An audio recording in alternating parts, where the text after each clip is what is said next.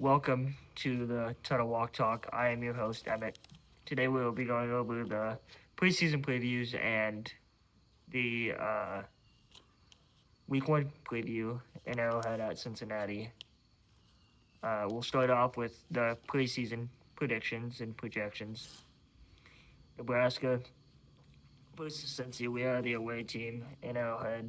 I will give you my final prediction at the end of this video for that week one preview.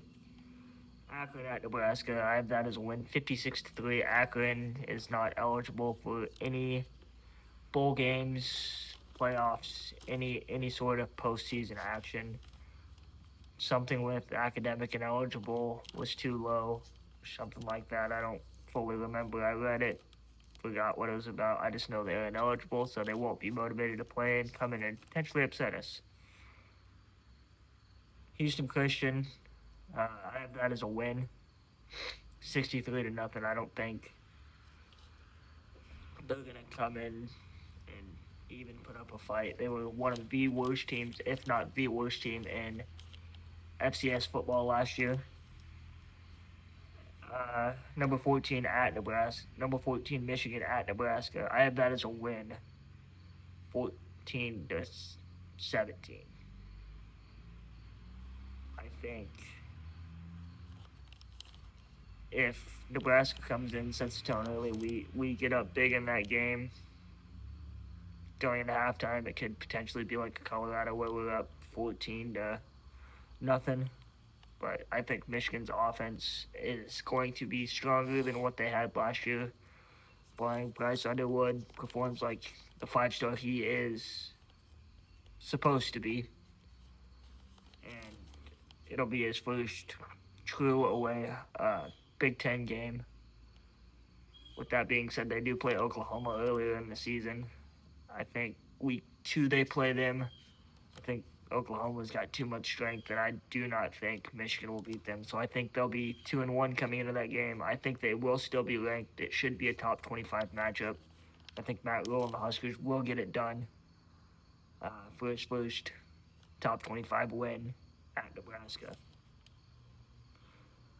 Nebraska at Michigan State. I have that as a close win at 21-14. We've always struggled with uh, Michigan State. I think that's a trap game this year. I like Aiden Childs. I like what they return on offense and defense and what they have loaded up on in the portal. I think they're going to be a team to reckon with this year. I do think I do think they will be a middle of pack team, but I think they could surprise some people in what they came from last year. Nebraska at Maryland. I don't think Maryland is going to be any good. Maybe 3-9, 4-8 team at best. They lost too much to the portal. I do have that as a 35-3 win. Nebraska at Minnesota. We have yet to beat PJ Fleck, especially on the road at Minnesota since 2018. I have that as a loss, 14-10. I like Coy Parrish, their star safety. I'm not sure who won the starting job over there, but they got weapons on the outside. They still have two really good Big Ten caliber running backs that they return. I think that'll be a close game, but I do think we will lose that. Northwestern at Nebraska. Northwestern's a poverty team. Yeah, they got. I think they still have Cam Porter. They still have pretty good receivers. They have Preston Stone. I think he transferred in from SMU. I believe is where he was at. But I have no faith in the coaching staff. They have no home field advantage. Regardless where they go, I think they're going to be down again this year. I do think they'll be a 4-8 team. I think they will step up from last year, but I think that will be a win, 42-3.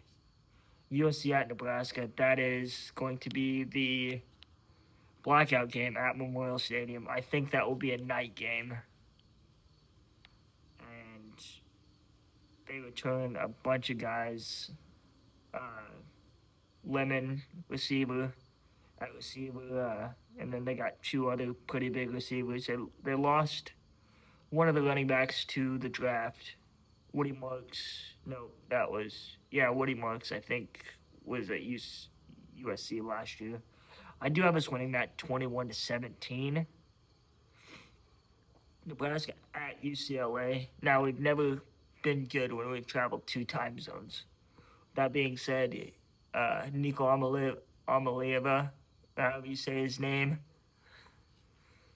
is going to be the starting quarterback. He was named that. Deshaun Foster named him the starter. I think Deshaun Foster uh, named him the starting quarterback. I think we go in there and beat them 24-14. That will be a close game. We always play UCLA close. We always have, more than likely, always will. Nebraska at Penn State. I do think we can win this game if we come into this game with either no losses or one loss.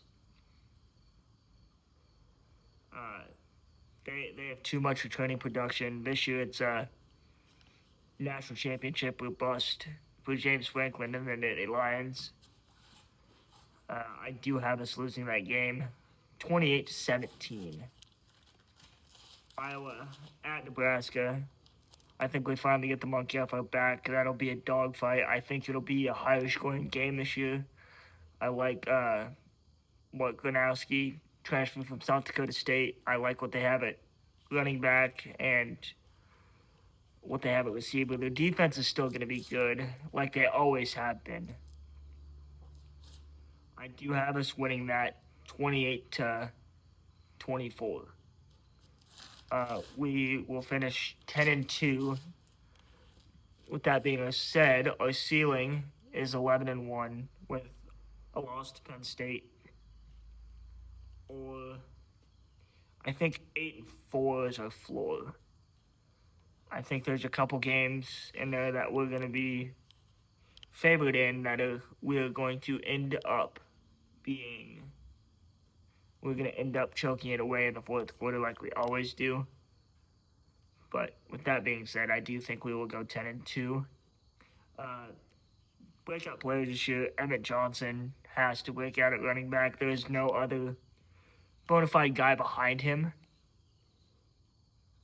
besides Makai Nelson and Isaiah Mosey. Makai Nelson.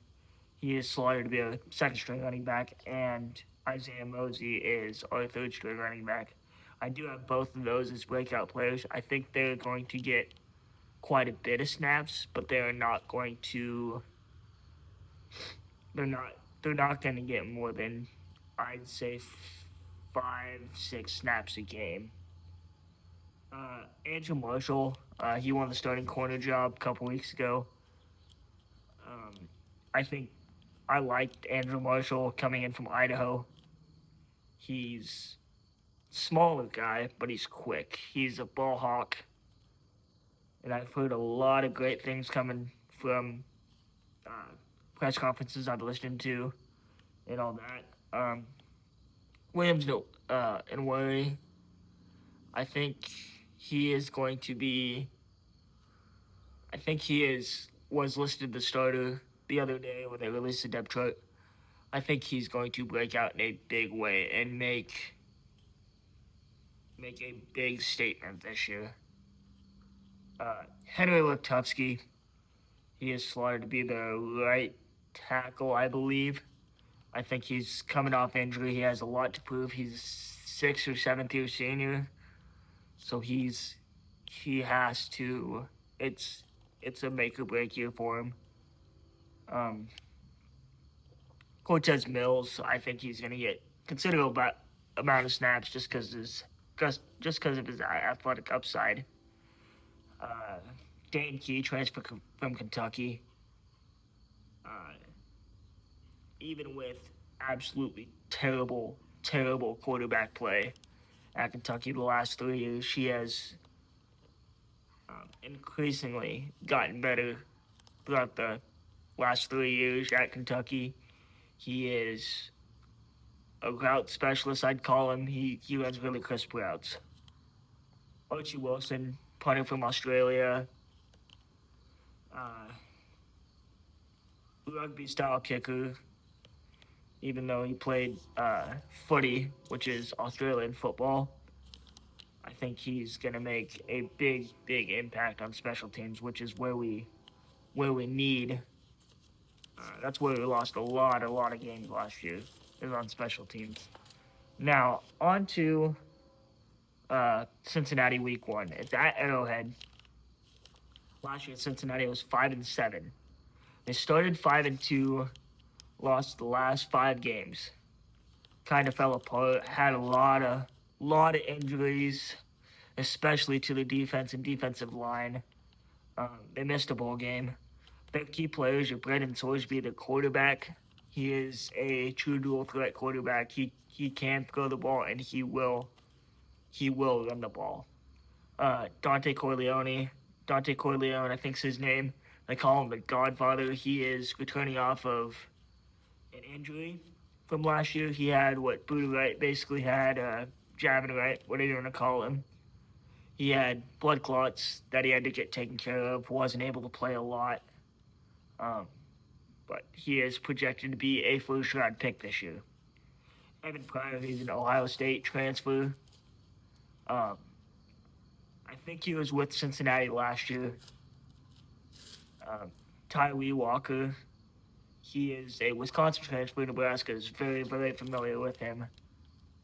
And Joe Royer, he is their 6'5" tight end. I think he's 6'5", 250. He's a vertical threat. He will probably be catching most of their passes. Brendan Sorsby last year, he was just over 2,800 yards passing. He had 18 passing touchdowns, 445 rushing yards. I think he led their team in rushing yards last year. 9 touchdowns on the ground and a 64% completion passing.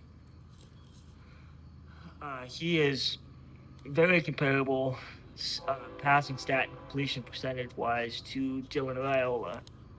Now he's a little more mobile than Dylan, but I do think he is a good quarterback. He is a transfer from a MAC school. Last year he transferred in. Evan Pryor, he's a Ohio State transfer. Uh, Previously, I think he was at Ohio State the last 2 years. He's either a junior or senior this year. He's 5'9", 210. I think he's a bigger back, but he is probably going to be their back this year. Uh, he had 56 carries on 418 yards and 6 touchdowns. He averaged 7.5 a carry. He is a good running back, and Nebraska is going to have to shut him down. And they also have Tawee Walker. He's a Wisconsin transfer. We are very familiar with him from last year. I think he only had 14 carries for like 55 yards against us last year. We shut him down pretty well. Let's hope we can do that again if he does get the start. He ended up last year with 190 carries, 864 yards. He only averaged 4.5 a carry, which is not very good. It's productive, but I think he's going to be their 2nd and 1 or 3rd and short back, maybe the 4th down back on the goal line if they need him. Dante Corleone, as I mentioned, he is coming off an injury. He's projected to be a top, I think, 15 pick in next year's draft. And in the last 3 seasons, he's had 9.5 sacks, 109 tackles. They call him the Godfather for a reason. He's a big guy and he is a disruptor. If Nebraska cannot handle him, they will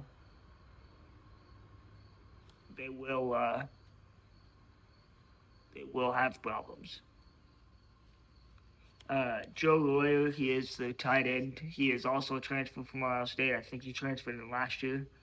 He had 50 receptions for 22 yards and 3 touchdowns. He was the main target last year.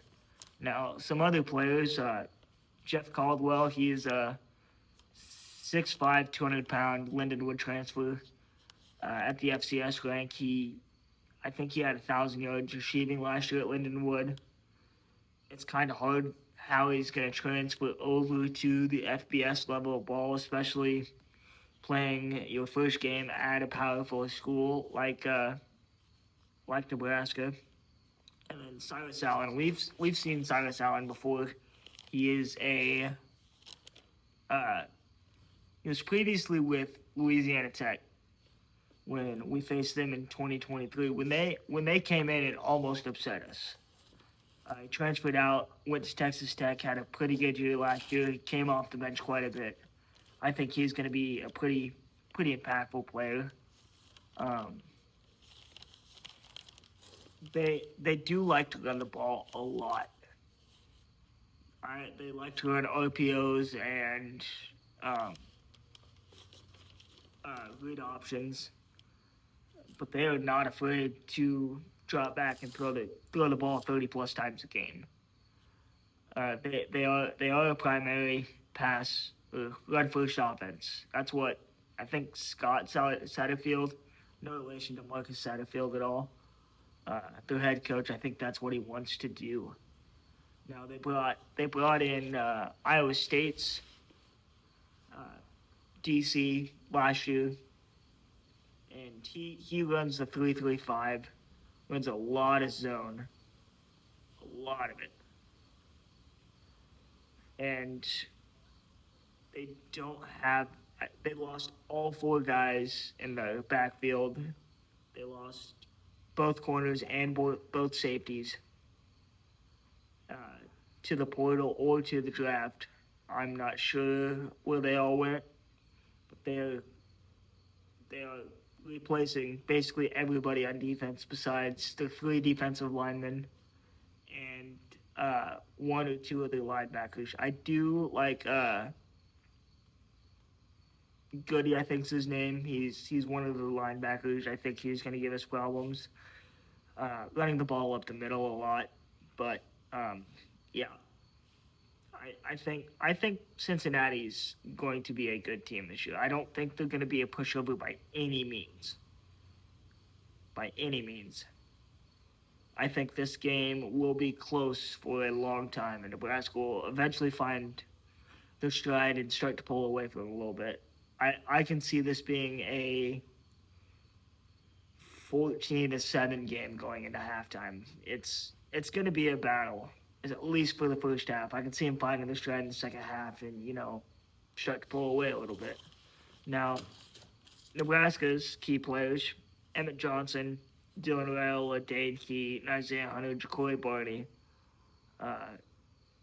Marquise Watson Trent, Sierra Wright, and Deshaun Singleton.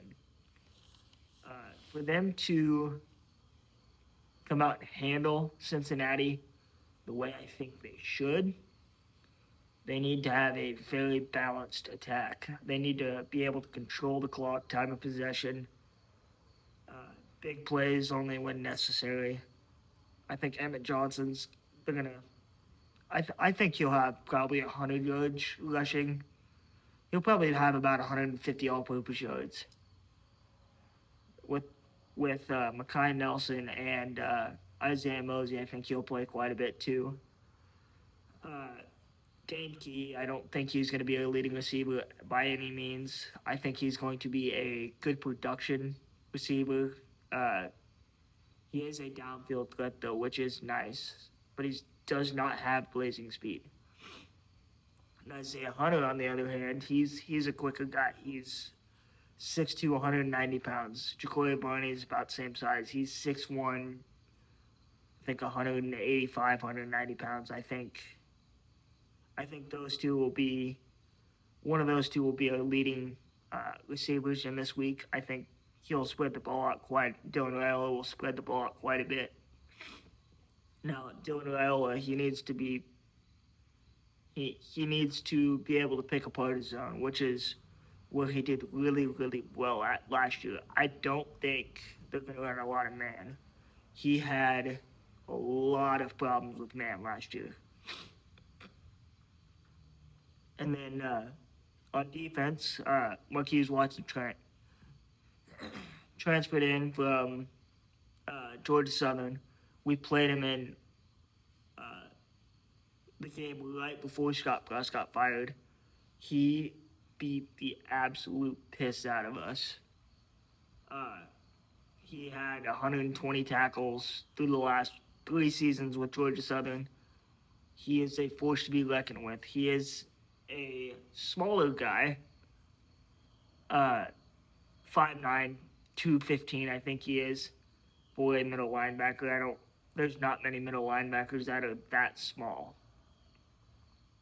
I think he's going to have to be a lockdown corner, especially if they get hot throwing the ball to either Caldwell, Lawyer, I don't think he'll have to cover, or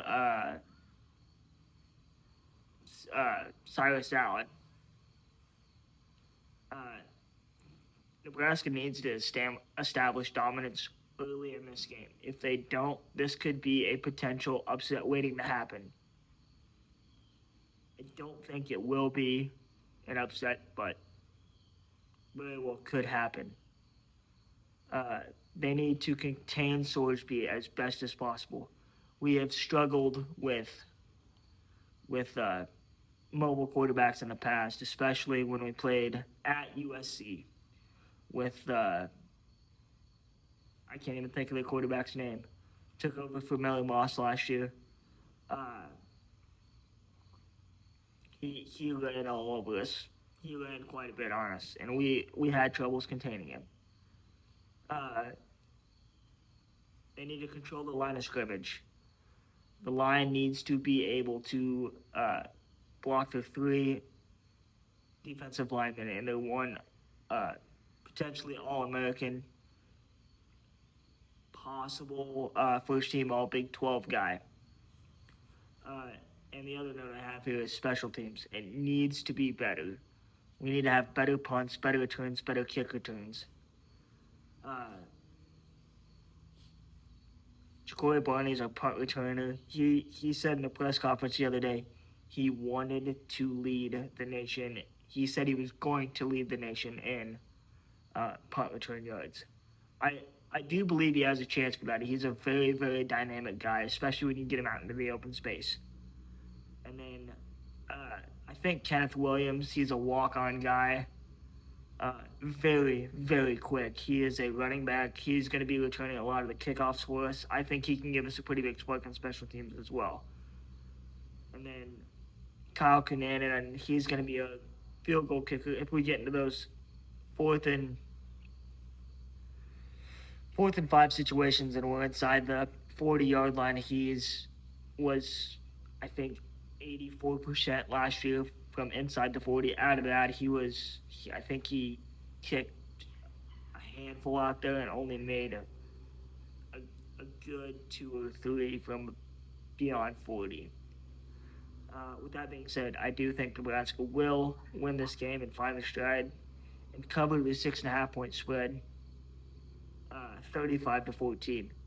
On top of that, the under-over was set at, I think it's up to 54.5. I am taking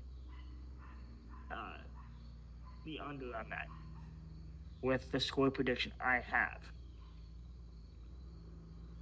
I think this will be a close game. I think it'll be a game that needs to be fought down to the final second. I don't think Cincinnati's a pushover at all. With that being said, have a good night, everybody. Go Big Red.